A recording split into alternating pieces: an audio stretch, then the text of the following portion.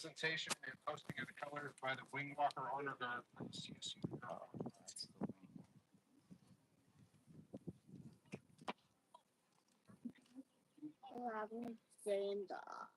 Stop.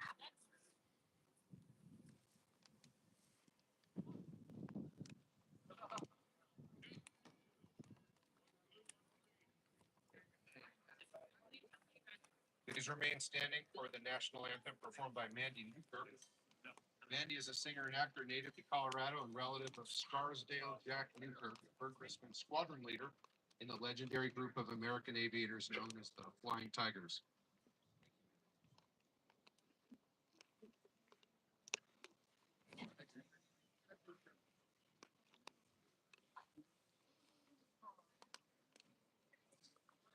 Oh, say, can you see by the dawn's early light what so proudly we hailed at the twilight's last gleaming, whose broad stripes and bright stars through the perilous fight o'er the ramparts we watched were so gallantly streaming, and the rocket's red glare, the bombs bursting in air, gave proof through the night that our flag was still there. Oh, say, does that star-spangled banner yet wave o'er the land of the free and the home of the brave? Woo!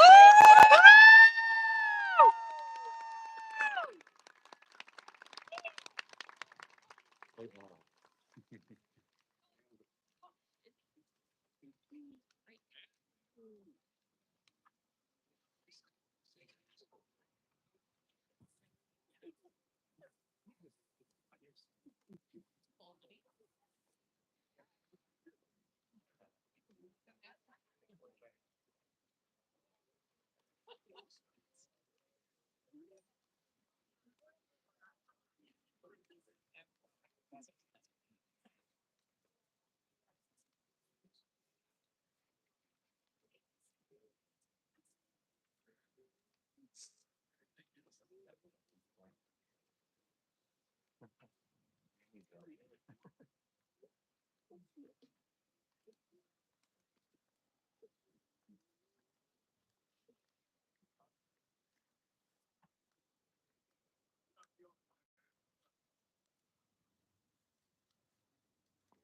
You may be seated. Wow.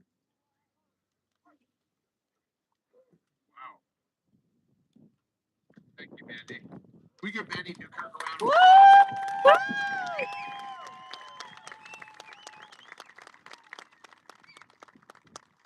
Morning again, and thank you for joining us on this very special occasion. Like I mentioned, we're the CSU Drone Center. We're a core facility under the Walter Scott Junior College of Engineering in the Office of the Vice President for Research. And we are extremely grateful to stand here and be such a tiny part of something so historically significant. Thank you again for joining us. Today marks the reopening of Crispin Airfield, one of Colorado's historic aviation sites, originally established in 1928, long before most of you were born, definitely not me. After months of major reconstruction, regrading, runway replacements, lighting upgrades, and infrastructure improvement, we're proud to celebrate the next chapter of this airfield's history. Crispin Airfield is more than a runway. It's a place where history, research, education, innovation, and aviation all come together. It serves Colorado State University, the aviation community, emergency responders, and the growing future of advanced air mobility and unmanned systems, as you can see from some of our partners and booths on the ground today. most importantly, most importantly, today we honor the legacy of Lieutenant Colonel Burt Chrisman, a Colorado aviator and American volunteer group Flying Tiger, whose courage and sacrifice continues to inspire us. If you stand here today with us in the free republic, it's because of the sacrifice of people like Lieutenant Colonel Burt Chrisman who came before, and the namesake of the airfield where we celebrate this now.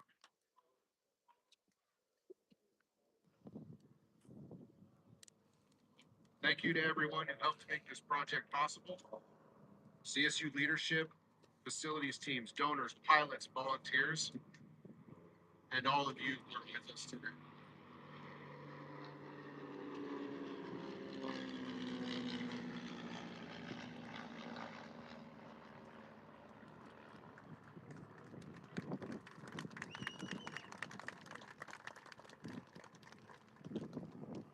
(1928). I have a photo in the hangar of groceries being delivered where you're sitting in an airplane from Denver. The Fort Collins landing field and municipal airport predates even Denver's airport. This is aviation consecrated ground as far as we're concerned, and we're really pleased to see everybody standing here and celebrating with us today. It's now my pleasure to introduce our first speaker, John Newkirk. Mr. Newkirk is a longtime Colorado resident, pilot, and the author of The Old Man and the Harley, a historical narrative of the bravery, ingenuity, and courage that created America's greatest generations. His relative and namesake, John Scarsdale Jack Newkirk, was Lieutenant Colonel Burt Chrisman's classmate at Naval Air Station Pensacola, as well as Chrisman's squadron leader in China, Burma, and India during the early stages of World War II. Mr. Newkirk is a graduate, Rensselaer Polytechnic Institute in New York. Please welcome John Newkirk.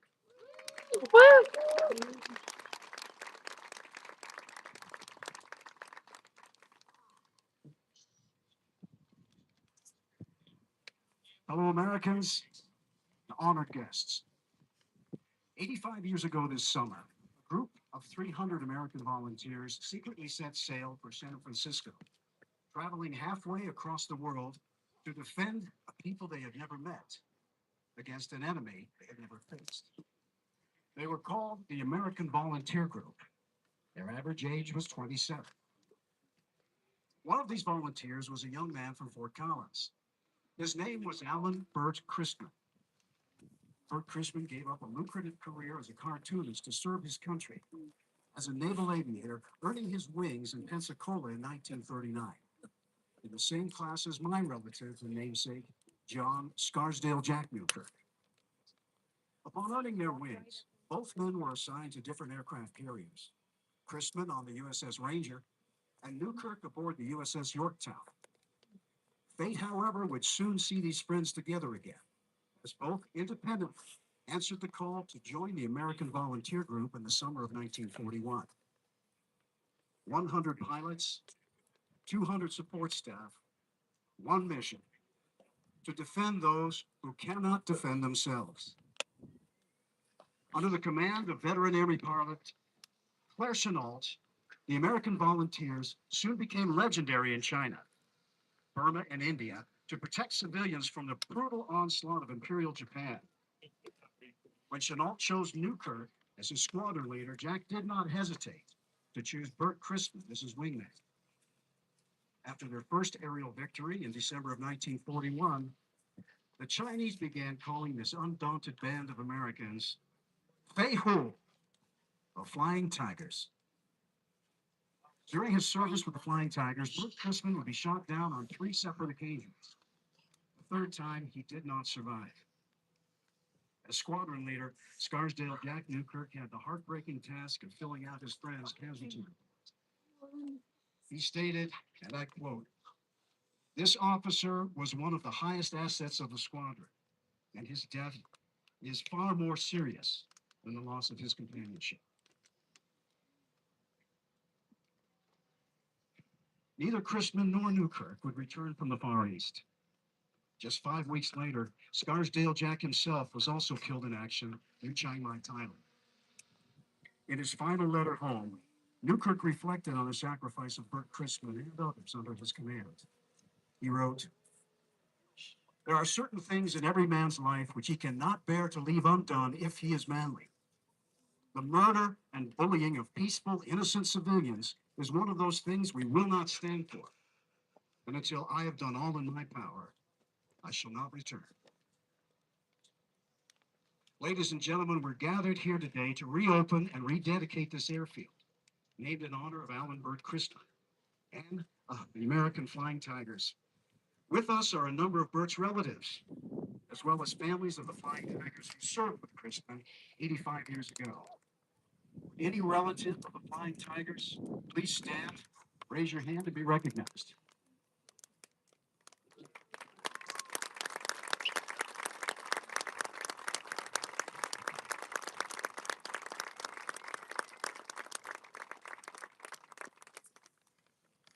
Although the last of the Flying Tigers passed away in 2020, I believe they are still with us in spirit, especially here today, as we honor one of their own. As we rededicate this airfield on the eve of our nation's 250th birthday, I believe it is also fitting that we rededicate ourselves to the proposition that America, her ideals, and her principles are still worth defending. In our ongoing endeavor to form a more perfect union, let us call upon ourselves to foster a rebirth of patriotism, honor, liberty, and justice for all. May we never forget those like Burt Christman who sacrificed their lives, their dreams, and all their tomorrows so that we, here, can live in peace today. May we always be mindful that freedom is a fragile flower, and there are many who would seek to pluck it from us. May we stand tall and firm as we look into our forefathers' portraits and be able to say to ourselves, without reservation, we made them proud. Thank you, and God bless America.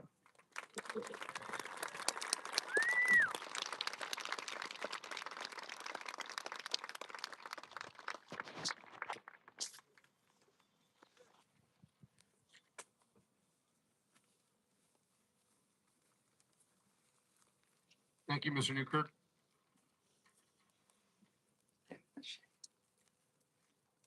Our next speaker is Rod Chisholm, a member of the Burt Christman family. Please welcome me in joining Rod Chisholm.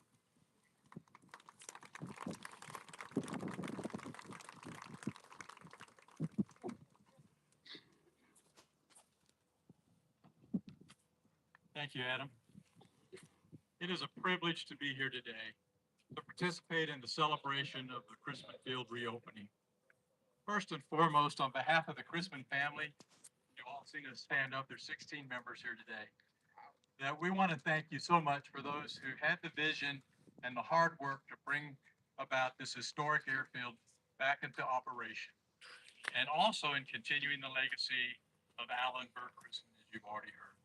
I would like to recognize three members of the relatives that stood up.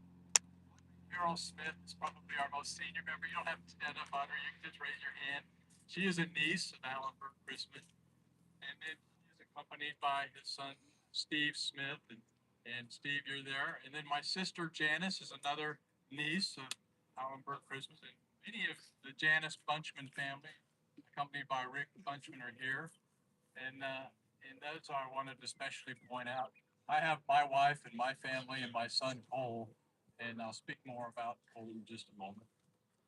I never had the opportunity to meet my Uncle Burt. My mother Joanne was Burt Christman's little sister.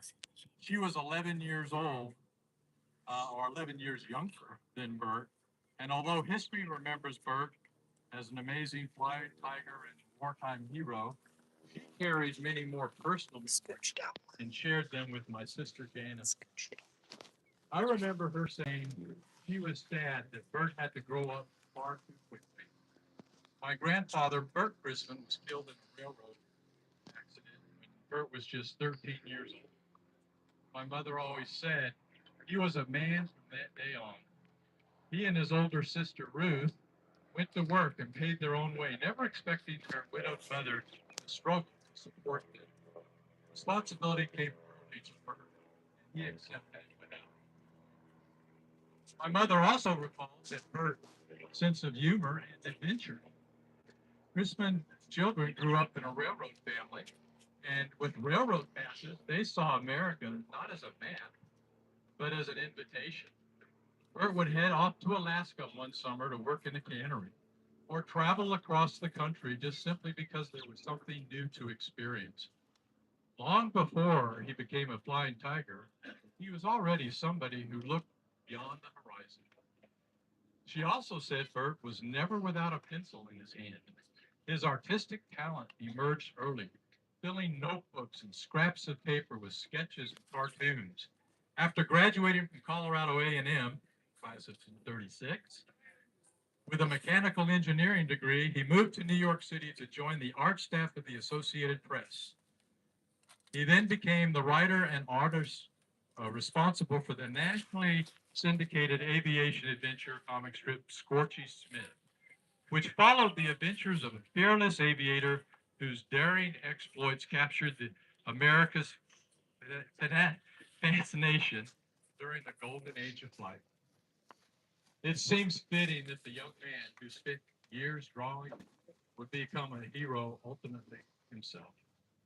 My mother admired Bert's qualities: hard work, curiosity, creativity, courage, and willingness to answer a greater calling. Those qualities led him to leave that successful career as an artist, enter the Navy pilot training, as John just mentioned, and 3 years later volunteer for the American Volunteer Group Flying Tigers, before the United States even entered into World War II. And as a flight leader in the Second Squadron, he carried those same qualities into combat in defense of China. Sadly, Bert gave his life in service January 23, 1942.